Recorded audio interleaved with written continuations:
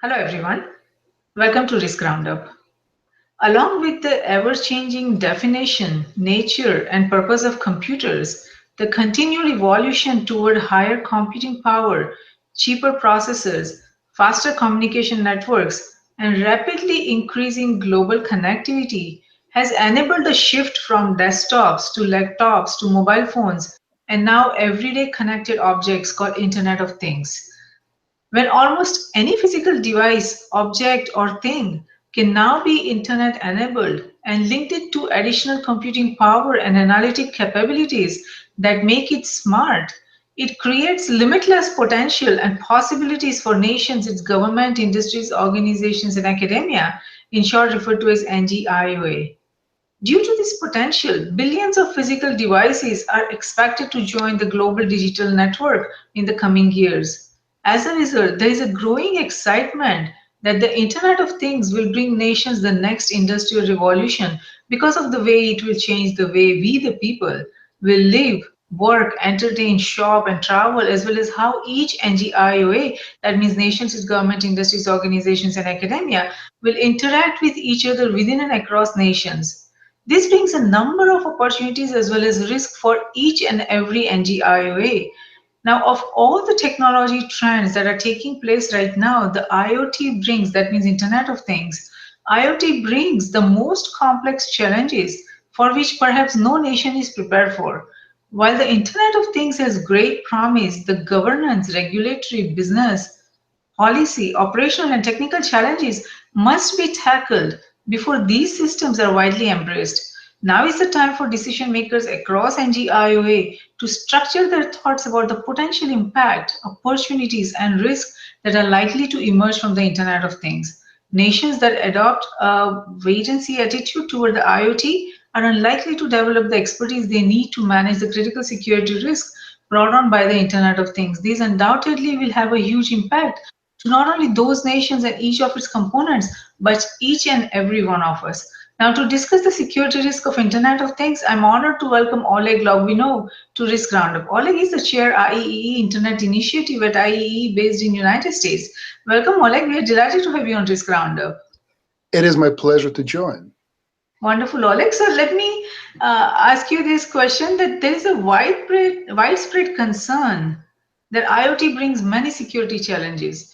Now, the diverse state of technological advancement and implementation across nations complicates attempts for a harmonious evolutionary journey of a digital global age.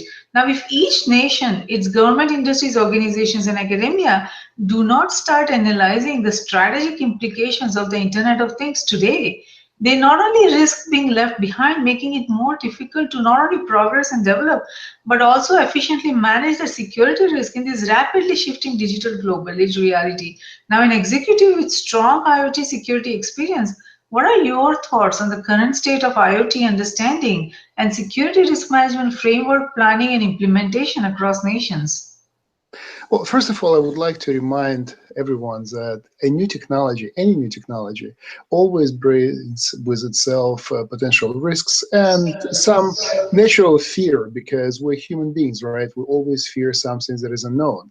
Probably if you rewind back to the beginning of, let's say, 1900 something, when motor vehicles becoming to be a part of what we perceive to be a normal transportation and started to replace horse carriages, there were tremendous concerns what happens to the human body when a vehicle moves above, as an example, 40 miles an hour. So, that type of issues always enter our mind, and we're always skeptical and sometimes fearful of new technologies. I would like to sound a little bit optimistic here because, in my opinion, IoT has a potential to bring actually a lot of positive things to the market, and in some cases, increase safety and security. And how? Well, first of all, transparency. If we increase transparency of our operations, if more information, more knowledge becomes available to us, well, we will become essentially safer. Our environment will become safer. As an example, look at the applications where some companies started to use devices similar to Fitbit or fitness trackers to monitor pulse rate and blood pressure of workers engaged, as an example, in operation of heavy machinery or an oil rig. Well, it's possible to detect somebody who is fatigued. It's possible to detect somebody who may not be feeling quite well on any given day, and warns that somebody or supervisor of the shift to essentially avoid using this person for a task that may lead to the injury. Yes, that is very true, and you are absolutely right that with each new idea, new innovation, there is always, some sort of fear and pushback because there is not much understanding and awareness about it. But at the same time, if we do not manage the security risk well, then it does the probability and chances of it getting adapted and accepted across nations decreases. So we want to make sure that we discuss each and every risk that is out there, and we create awareness that there are steps that can be taken to manage those securities that comes with any new technology, with any new idea. So despite the transformative opportunities of IoT, there are many independent and interdependent security risks that must be contended with by each and every component of a nation, that is government, industries, organizations, and academia. Now it is said that any device that can connect to internet has an embedded operating system deployed in its firmware. Because embedded operating systems are often not designed with security as a primary consideration, there are serious security vulnerabilities present in almost all of them. So how can the security risk of vulnerable operating systems be effectively managed? Well, I think, and once again, I'll probably sound somewhat optimistic, but I think important to remember is that we're mixing sometimes apples and oranges. When we talk about connected devices that were produced in somebody's kitchen and somebody's garage and put on, as an example, a Kickstarter or some other online platform for people to buy, in some cases you will find devices that have absolutely no awareness of what safety, security, and so forth are. But at the same time, if we look at the activities that are undertaken in the industrial space, you will notice that a lot of companies are working together in a very consolidated, very concerted effort to develop a security framework that provides end-to-end coverage, that provides safety and functional safety, and many, many things that need to be implemented in that type of environment. The activities of Industrial Internet Consortium and IEEE P2413 Architectural Framework for Internet of Things working group, which collaborate quite closely together. Quadruple trust is one of the very important elements of an architectural framework that covers safety, security, privacy, and other concerns that need to be addressed as we go forward into this market. So I think the comforting point that I would like to leave with everybody is that the industry is very much aware of what needs to be done. And we are aware of the benefits of cross-domain interaction, but we're also aware of the risks that cross-domain interaction brings with it, which means information now flows into a lot more directions than it used to be before. Well, that's true, but also it gives you a lot more ability to protect and prevent from disasters. So, it's pros and cons, and I believe that we will be able to turn the dial in such ways that the pros of the deployment of IoT will outweigh greatly all of the dangers and risks that we'll be facing. And as I said, a comforting thought is the fact that organizations comprised out of leading companies in this field already have gotten together and started working in this direction quite a while back. So I think it's fair to say that industry is very much aware of that. That is good to know that the industry is aware of this. Now, the small size and limited processing power of many connected devices or Internet of Things could inhibit encryption and also other security measures. Now, some connected devices are low cost and they're essentially disposable. Now, if a security vulnerability is discovered in any of those devices which are easily disposable, it may be difficult to update the software or even apply a patch or even to get news of that there is a need for a fix or there is a patch available to consumers. So these raises critical securities. How will the industry manage the risk of this kind of disposable IoT devices? Well, I think your question assumes a certain architecture, right? And architecture that you just assumed is when you have an absolutely flat world in each each device is connected to internet without any kind of intermediate aggregation points, any kind of DMZ type of implementations. That's not actually true. If you look as an example, it's a factory floor. You will probably realize that lightweight devices, like you mentioned, will be connected through the DMZ to some kind of centralized hub that will aggregate this data and it will expose it further to the cloud. That's one of the possible approaches that have been working quite successfully. And by the way, that also fuses very well with the brownfield concerns that needs to be addressed. What I mean by that is IoT will not replace instantaneously all of the deployed networks and all of the deployed sensors. In many cases, it will have to aggregate with already existing, already operating technologies. And in those cases, we also may have technologies deployed, as an example, in a SCADA networks or some other monitoring networks that don't have security built into it. So potentially a gateway or hub or some other communication umbrella in that fog would need to be implemented to essentially proxy all of those devices. But those are just architectural approaches. And as I said, if you do proper network planning, if you do proper architecture of your solution, that type of risks can be greatly minimized, if not eliminated completely.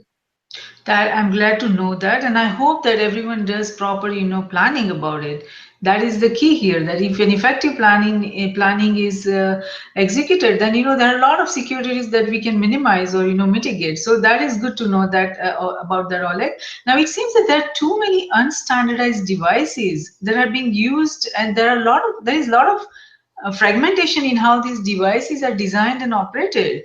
There are some who say that IoT hardware is and will remain a problem because of lack of standards and common security framework that we see across nations. What are your thoughts on that? Well, maybe if you can give me a specific example, we'll try to address it and try to analyze it, because I would not make a blanket statement like that, because I see devices that have been deployed in the industry are based on standards. And I see industrial implementers of IoT being quite aware of the need of interoperability and standardization, security protection. So I don't see that type of side of the deal where you see a lot of devices that have been designed in a hush-posh way and never really considered from the security assessment or threat assessment point of view. I don't think that's the case. But yes, of course, if you see a lot of devices homegrown and being created in consumer market as prototypes, probably some of them are lacking security implementations and so forth. But you know what? There is a difference between a mass-produced device and proof of concept. And what we apply as essentially a passing bar for proof of concept does not necessarily represent what we apply to a production-grade type of device. So I think a lot of things that today influence our perception of what IoT devices are consumer-grade devices that are actually not production. They're more or less POC type of devices. yes, but and you made the point there, right there, which is a cause of concern, that when it comes to large manufacturers, what you are saying is absolutely true, that they would have those kind of standardization, but there is no guarantee that only those kind of manufacturers are going to develop these kind of devices, IoT devices. Anyone and anybody anywhere in the world will be able to create this kind of devices. And we don't have any tracking device to know that, okay, these many IoT devices are being created and they are all, built on a standardized platform and standardized framework. So we have those challenges because we don't have control over who will manufacture this, who will develop this. But what we can do and what we should do and what we have been doing as an industry, and that's one of the big roles of IEEE, is education, right? Buyer beware. So somebody will have to actually adapt and use those devices. And there is an education process that needs to take place, informing people of what best practices are, what requirements are. That's why we create standards. That standards and best practices guide us through the deployment and guide us through the implementation of systems. And once somebody is faced with a decision what to purchase, well, maybe it's not the price that will be the driving factor, but actually fitness for the application. And security, privacy, and other concerns are big ticket items driving the decision. Yes, you're absolutely right, and you are right about this. That education and awareness is the key to managing a lot of these problems that we anticipate and we would be facing if we don't plan the cybersecurity or security of the IoT, properly. So now there's also another concern, Oleg, is that global connectivity between billions of devices creates, I mean, this is, we all expect this, that it will create significant security concerns. Now, to complicate matters, the development of IoT products precedes the creation of a common security risk management framework or standard. We see that, there is no cyber security risk management framework that is commonly accepted, or accepted by each and every nation or each and every NGIOA across nations. We have, the NIST has rolled out the cyber security risk management framework, but that has serious gaps in it too. I mean, it talks about cyber security, but it is not. It is focusing mainly on information security, and there are a lot of gaps that I see that would not make it 100% effective. And there is still need work. It is a good start, but there needs to be a lot of work done to make it more effective. So in that scenario, how would nations address this lack of common security risk management framework? Are there any initiatives across nations to create frameworks that would integrate the IoT devices into the cybersecurity risk management framework and develop a comprehensive IoT systems framework? Well, first of all, I don't want to talk about it in future tense. In my opinion, this is something that is happening today.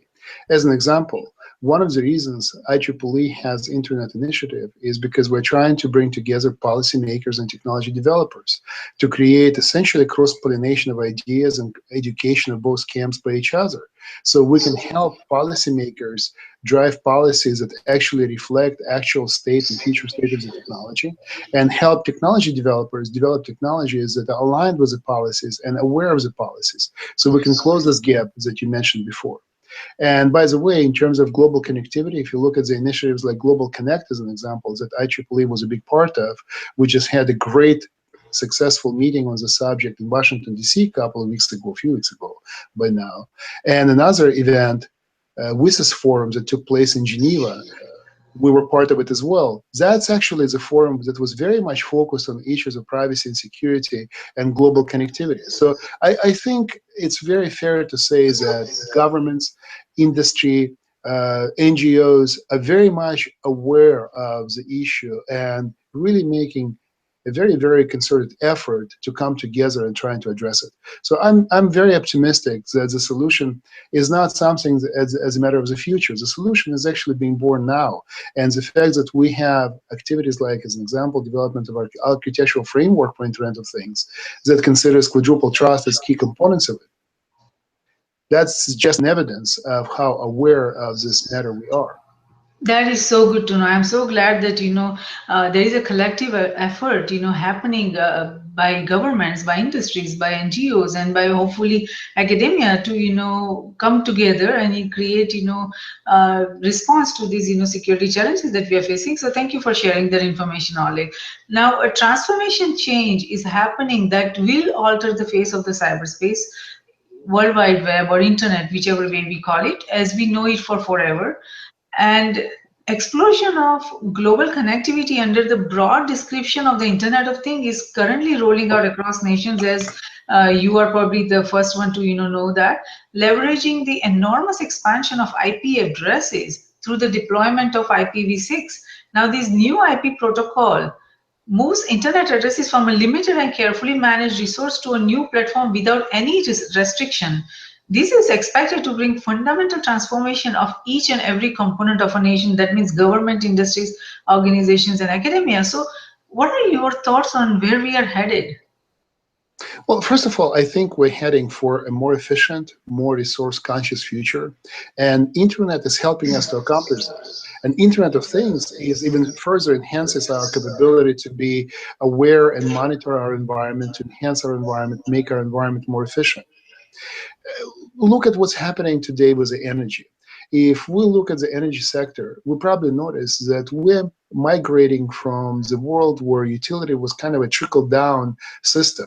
You have generations, and you have distributions, and you have consumption of the energy, and it's almost, it was a peak and flow, trickle-down type of approach. Well, it's changing with renewables penetrating this market, with microgrids and storage becoming an important element of it, we see more and more evidence of the fact that architecture of the utility network is no longer suitable for that type of new environment, and electric vehicle adding additional element, additional complexity dimension to this whole thing. So IoT is something that will help us to transform our existing assets into assets that are capable of operating into this new and different environment. So this is a great example of how we can actually avoid spending trillions of dollars on grid modernization, trying to replace hard pieces, but essentially overlaying ICT infrastructure on the top of the existing grid. We can modernize it and move it forward to the next century and provide services that actually need it. Yes. So it's a simple example. Yes, you're absolutely right. It's such an exciting time. I mean, such a potential, so much possibilities, and we will be able to fundamentally transform the way we do things. You know, we will work towards efficiency, and you know, we can probably reduce cost, and so many negative things that are out there. We will be able to get rid of it just by having more ability to track things, to be able to see where the resources needs to be. So it is a very exciting time, and you're absolutely right that the society will fundamentally transform, and there is so much potential. But there is one thing that concerns me, and from what, based on what I have read about Internet of Things, is that it seems we will have hundreds of applications to interface with hundreds of devices that don't share protocols for speaking with one another, communicating with one another. So do you think that that is going to be a challenge, and is there a solution by the industry of how to manage that effectively and how to create the global standards so we can deal with this? Well, first of all, I don't think that we'll have a unified protocols that will address everything, because this is not the situation when one size can effectively fit all. You know, there are different protocols, as an example, for long range, low bitrate communications. There are protocols specifically designed to support, as an example, short range, high bitrate or low bitrate, and each one of them has its own purpose. I think what we're striving for and what we're trying to achieve is not necessarily complete interoperability or at the hardware level. It's not necessary, because different protocols will continue to exist to address different use cases. What we need to strive for is semantic interoperability, which means that the data that we extract from a sensor, we're sending to a sensor, at some point becomes information, and that information becomes something that is understood among a variety of systems, even systems that belong to different domains. That's the true power of IoT. So it's really a combination of IoT plus big data plus cloud analytics that have to work together in concert to enable this environment. And as I said, semantic interoperability is a key. Yes, yes. Now, you have been, at the forefront of this field. You know the changes and developments that are happening across nations.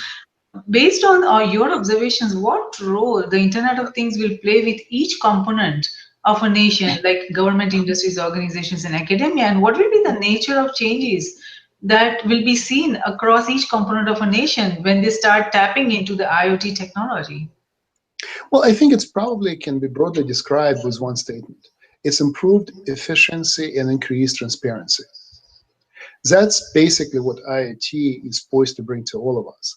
How it will manifest itself in each specific case, that's a different story, and that can be talked about for many, many, many years. As an example, one of my favorite examples that I'd like to cite is something that I stumbled across in Dubai.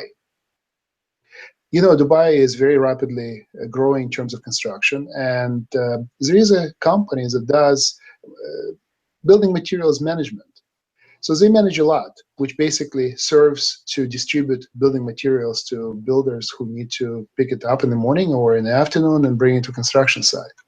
And given the pace, it's a very challenging task, because you have materials coming in, materials leaving a lot. Guess what they have done? They decided to deploy a very different approach. A startup company helps them to create the environment where they basically tag everything that comes to the lot with an RFID. They have a drone flying over the lot, scanning presence of new supplies, and maps it immediately onto their virtual map. So they no longer need to assign specific spots and places for any kind of material coming to the lot. Once it is dropped off, they know immediately where it is, and they can dispatch somebody to pick it up exactly at that location. It's a change, right? And by the way, if you think about it, there are no new technologies that have been used in that. It's just a combination of existing technologies such as drones and imaging and RFID that have created a different application, much more efficient, much more robust from the point of view of implementation, and actually probably a lot less expensive in the implementation. That is so interesting. Very interesting. And that's for you a typical of what IoT's power is. IoT is, as I said before, an increase in efficiency, increase in transparency. Yes, absolutely. It has such a tremendous power. I look forward to seeing all those positive transformational changes that NGIO can have because of that. Now, many of the current IoT applications focus on optimizing ongoing operations.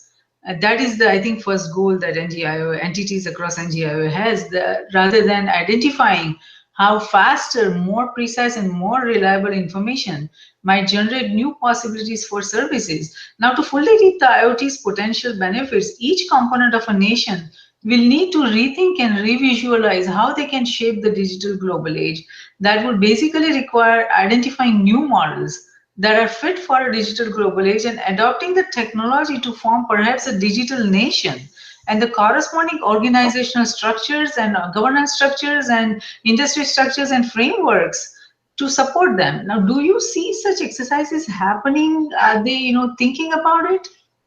Well, I would venture to say that we already have a tremendous evidence of that. Look at companies like Uber and Lyft as an example. I would venture to say that this is a great example of how IoT enabled this new type of thinking and created absolutely new business model. Yes, yes, you are absolutely And right. as we go forward, we'll see more and more of it. And I'm actually quite excited about opportunities that we have out there and what we'll start seeing as we explore more and more of IoT integration with our real world. Yes, you are right about that. We do see that, some examples like that. It is not in every nation, but you are right. And in some nations, we do see those already happening. Now, nations need to start tapping into the potential of IoT technology and should begin by identifying specific pressing mission challenges and then start analyzing how more or better information and data, real-time analysis, or automated actions might help them address those challenges. Now, by focusing on real problems, nations and its components individually and collectively can more effectively identify the technical, organizational, management, governance, and resource changes and challenges necessary to realize new benefits and at a scale that works. Now, based on your experience, what challenges most nations face that IoT can address effectively and immediately? Well, I think we need to start with a challenge that is faced by IoT in its own deployment. I think education is one of the greatest challenges because, first and foremost, we need people that have the ability to understand and drive deployments of IoT, right? That is a prerequisite in any kind of scenario. So we need people that actually have been trained and educated on how to deal with IoT, being specialists. And in IoT, we have to remember it's a combination of operation technologies and information technologies. So we need a very different breed of engineers and architects and software and system developers, people who actually have the understanding of both ICT and OT. What I mean by that is operational technologies and information communication technologies. So we need to have the ability to combine that type of base of knowledge in one hand, or at least in the hands of the same team. So that's the first and foremost important challenge, education. We need to drive education forward. We need to create this new pool of talent that is capable of deploying IoT.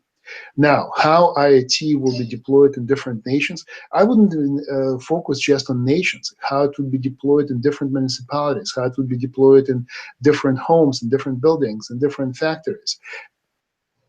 Each one of them will have probably common use cases, but you will have also very unique use cases. As an example, think about what IoT is poised to bring to us. It's information. Information is power, right? So as an example, I was here in New Jersey when Hurricane Sandy had happened. So I am very much aware of what a natural disaster can bring to a region. And in the absence of information, you cannot actually deal with the problem. As an example, do you know that in most cases, the only way for a utility to know that there is an outage of power is by somebody from that locale calling utility and telling them about it? Yes. Well, imagine if we can actually have sensors that not only allow us to inform a service provider or utility of outage, but we also have, as an example, information that helps us to understand aging of a transformer or overheating of lines and information of such nature. So we can switch from disaster remediation to preventive maintenance. That's a huge, huge, huge factor. Yes, absolutely. Think about the ability to monitor, as an example, air pollution.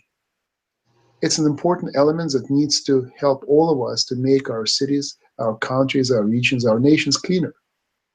So this information can be very, very, very useful as well. Information related to parking. Look at the cities with congestion and hence more pollution.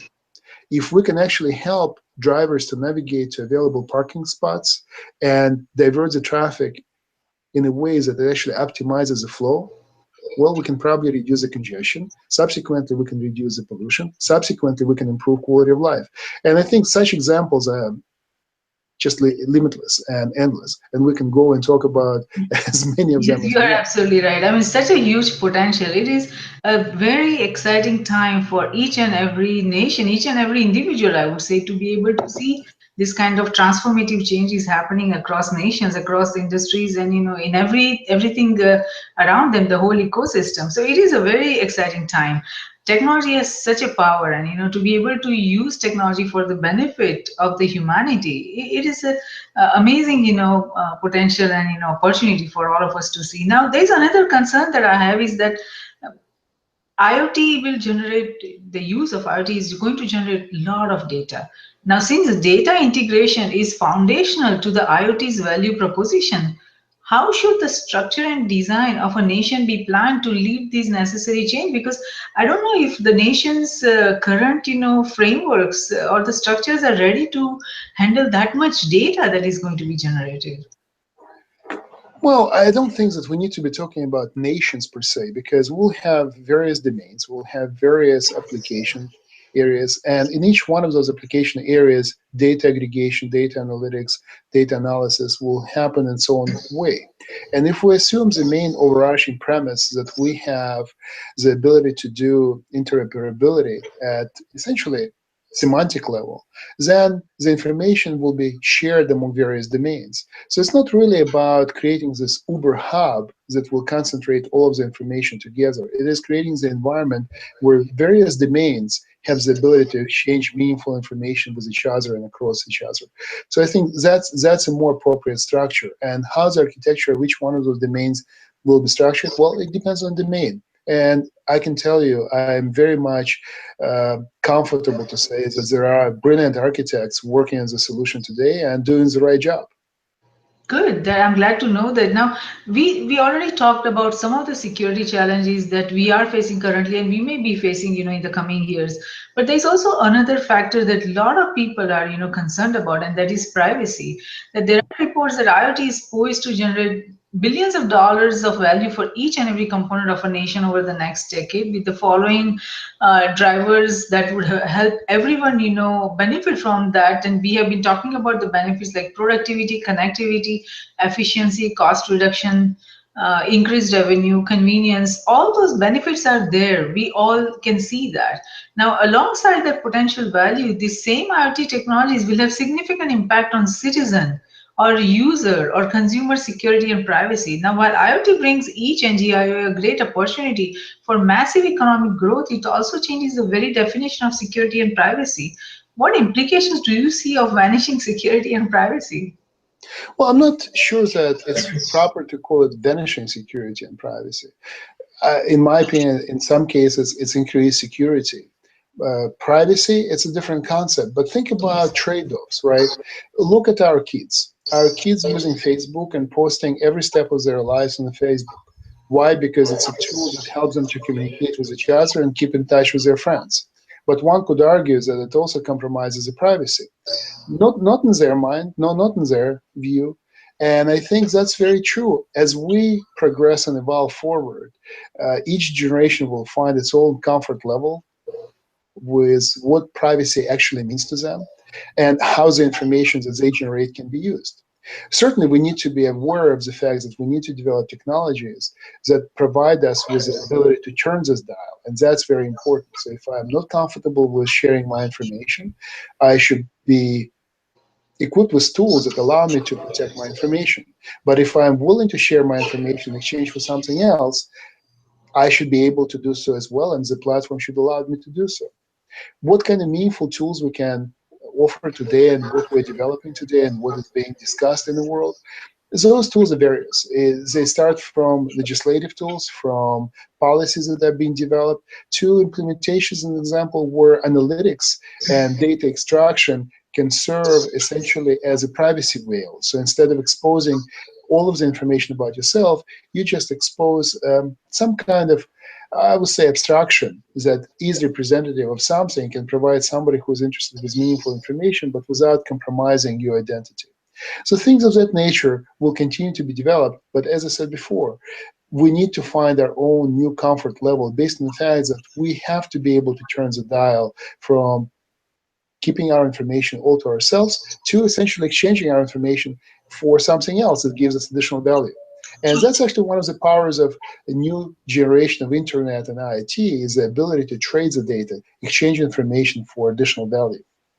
Yes, you're absolutely right that we do need to find that comfort level. And I feel that, the digital global age has brought us to a point where the very definition and nature of security and privacy are changing. The security and privacy that we were used to, before a few years, before the digitalization started, that was very different. And now it is very different. So it is all about the comfort level, like you are, talking about. Now let's talk about the IoT investments.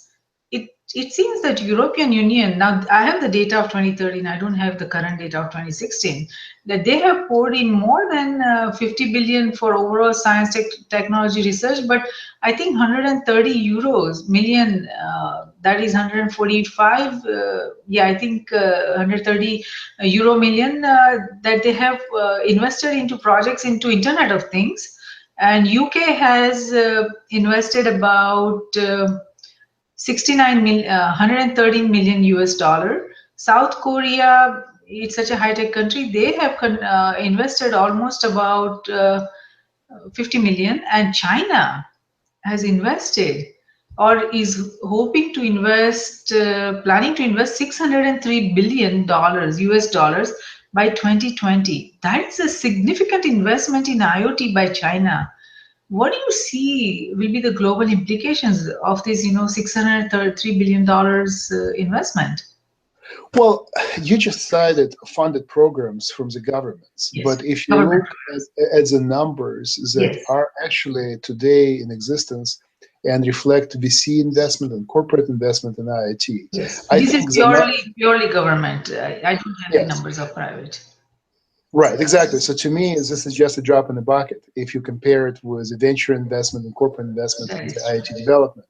And if you look at those numbers in the US, I don't have them in front of me, but I was reading the report just recently, and quite larger than what you just mentioned, even from China. So it's quite impressive. A lot of companies, a lot of venture funds, private equity funds are investing into IoT, and this investment is just gaining the momentum because there are more and more applications that can actually bring value to us as we go into the future. Yes, that is very true. Now, let's talk about what you are involved in, the standards and guidelines. Who, how many organizations across nations are working on developing IoT standards and guidelines? And do you see a need for having a collective, effort to come up with a global standards and guidelines for IoT? I think it is a realization of the industries that we need to come together and work together. And if you look at, as an example, how many organizations involved in IEEE, corporate membership in IEEE is over 200 companies. And if you look at who those companies are, it's probably a great who's who list of the industry.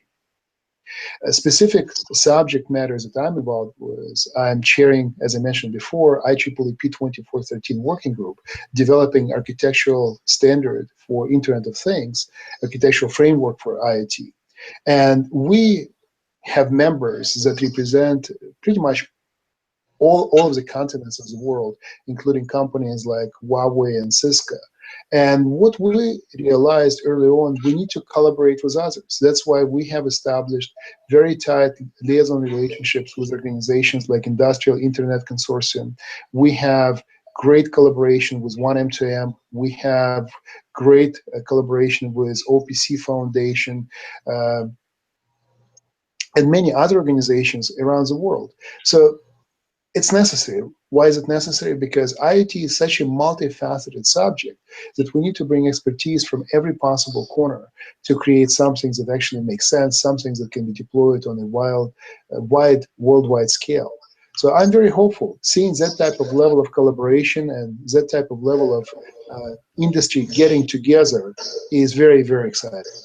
Yes, you're absolutely right. Now, we see and we have talked about the kind of changes that industries or governments or NGOs or academia would be seeing because of the IoT. But when we talk about a common man in each individual, what kind of changes they would see, because of the IoT, and how what kind of benefits they get, if you're talking about just a common man.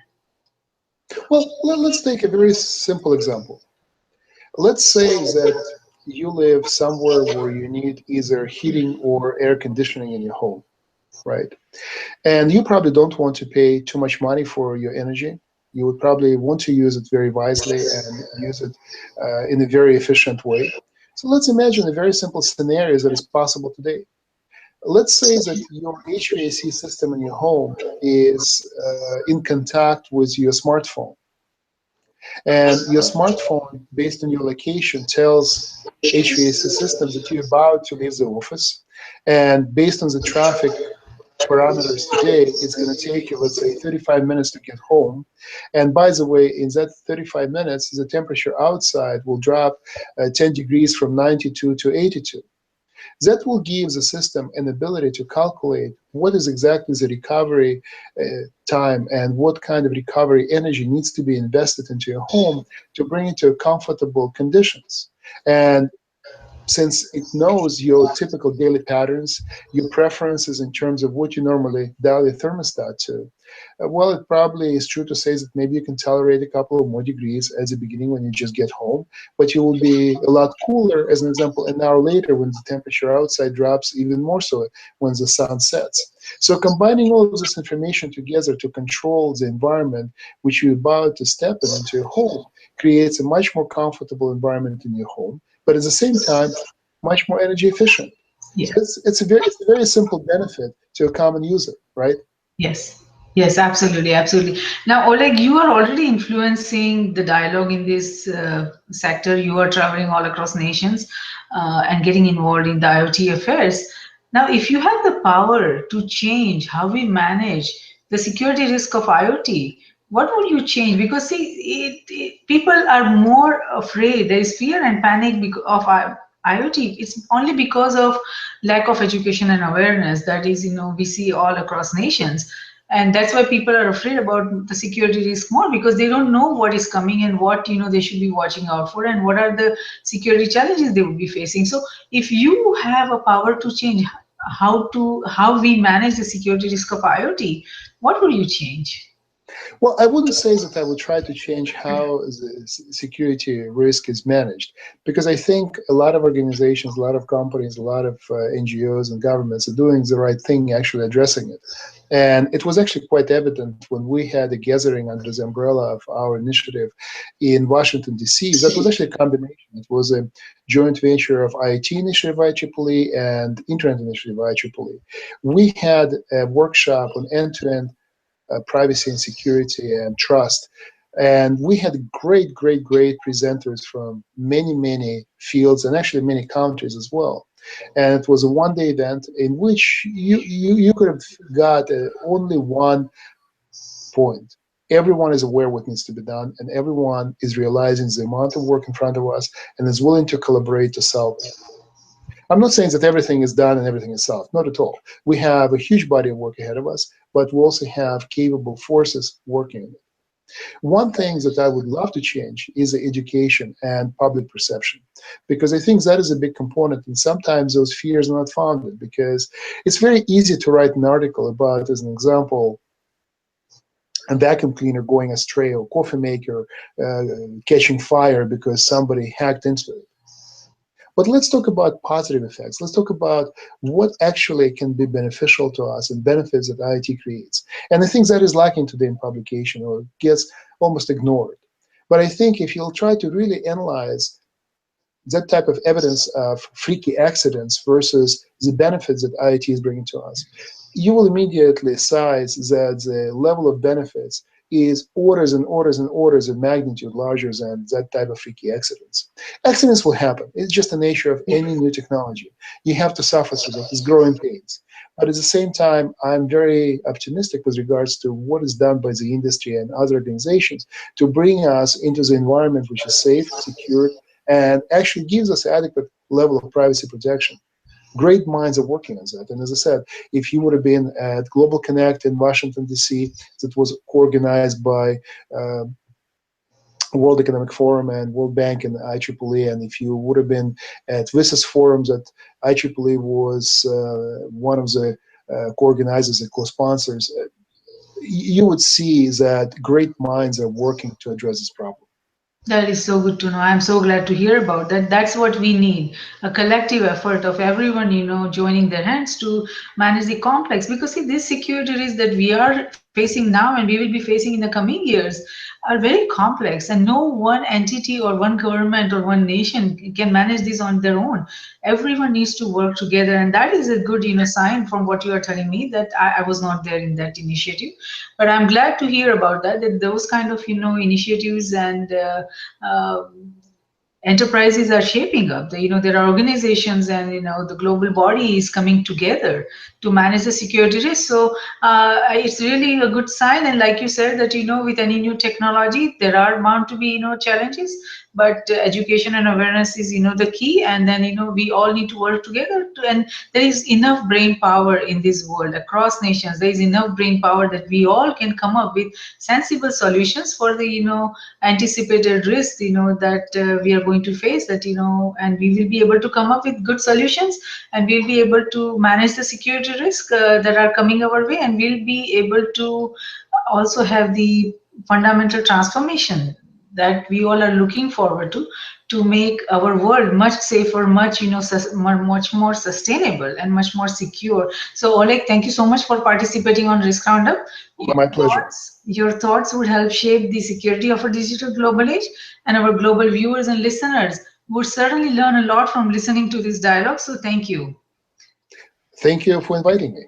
So the Internet of Things is a transformative development. Technologies that could allow literally billions of everyday objects to communicate with each other over the internet have enormous potential to change all of our lives and fundamentally transform nations, its government, industries, organizations, and academia.